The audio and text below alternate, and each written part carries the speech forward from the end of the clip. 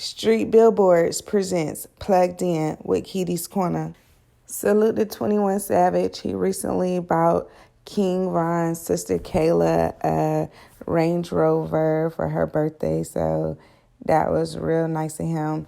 And also, I heard that Quando Rondo released a diss track about King Von entitled "End the Story," where he's claiming that shooting was self-defense. Self-defense or not, that's some real disrespectful stuff to do, especially right now. It's not sitting well with a few people, so we'll see how that pans out. But just from watching this Jeezy versus Gucci versus battle, you already see Israel in the field. I feel like the outcome was growth and release. The 25-round battle took us back to the early 2000s, and it ended with the iconic Icy with Gucci Mane featuring Jeezy. And that song there is something that fueled the beef between the two artists back in the day. There are some issues over payments and usage of the song Icy. So, they went back and forth. They made, a couple diss about each other.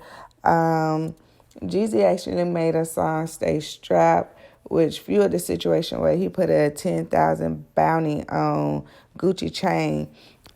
Weeks later, artist Pookie Loc was killed by Gucci, and he was associated with Jeezy. So Gucci did get off in self-defense because they ran up on him, but it never sat well with him, and I could totally understand why. So at that versus battle, which was in the strip club Magic City, by the way, it was all the way live.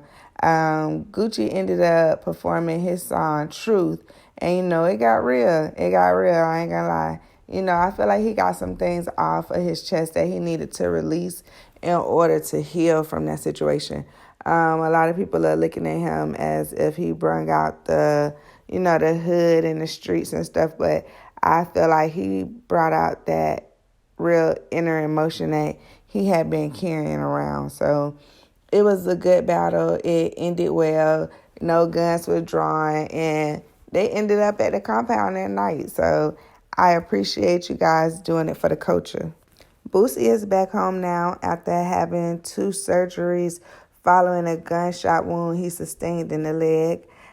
Allegations were circulating that he had to have his foot amputated to him being a diabetic, but he actually had to have 2 surgeries to remove bullet fragments and insert screws to help with the healing process. So get well, Boosie. The baby just recently dropped the album My Brother's Keeper, which is dedicated to his late brother who died from a suicide earlier this month. His brother went on live showing himself carrying a gun and crying. So keep the baby and his family in your prayers. If you haven't checked out the album, check it out. He starts off hard and heartfelt. So I really understand the release process he felt during this project, and it's very therapeutic. How are you guys feeling about DJ Luke Nasty's sample of the Kirk Franklin gospel song Melodies from Heaven on his new song Ring? It was recently removed from Twitter and SoundCloud due to copyright infringements. Kirk Franklin was not happy about that sample, and honestly, I can understand why. Luke Nasty responded saying, sampling is just his way of paying homage to the songs and artists. Says sampling is an art and it was never meant to be anything disrespect. So I hope this thing can get resolved because it's all love. Megan Thee Stallion is doing her thing out here. She recently dropped her new album, Good News, which also came with some new visuals for her song Body. She had a few cameos in there from Jordan Woods, Taraji P. Henson, Black China, Asian Doll, Tabria Majors, Bernice Burgos, and Malibu Mitch. Also, she just recently dropped a collection with Fashion Nova. Ladies, I'm not sure if you checked that out yet. Her collection made over $1 million in only 24 hours. The 106-piece collection gives me a cowgirl denim inspired look. So big up Megan and big up Nicki Minaj also. She is due to drop a docuseries on HBO Max. It's a 6-part docuseries following her career and her journey through motherhood. So I'm really proud of Nicki. I mean, she's been embarking on a million things. So big ups. I can't wait to see it. The project is directed by Michael John Warren, who is also the director for her last 2 documentaries, which are on MTV. So you guys stay tuned. Also, stay tuned to the part 2 of Coming to America on Amazon in March 2021. If you didn't know, Amazon acquired worldwide rights to the movie for $125 million. Big ups to DC Young Fly as he turned down a deal from Viacom to host Wildin' Out. As y'all know, that's the show that Nick Cannon started, and he was fired for his comments that he said on his podcast. DC Young Fly said Nick Cannon hired him, not corporate. Nick Cannon gave him a chance to be where he is now, so I can respect his stance, and he's out here eating. He got his own thing going on, selling out shows, hosting the 85 South show, appearing in movies and making all kind of investments. So I see you, Young King. Keep doing your thing. Keep singer Jeremiah in your prayers also. He was hospitalized for COVID-19. He was in ICU, but they're saying now he has been taken off the ventilator and is on the road to recovery. The government feel as if they're on the road to recovery as well as they unveil Operation Warp Speed. They are planning to mandate vaccines within a 24-hour mass sweep across America. They've recently invested over $10 billion into manufacturing these vaccines. Initial doses of the vaccination will be available by January 2021. Sources say this will be a 2-dose regimen, which will be enforced by the military and also tracked with the data use agreement that the government is mandating as well.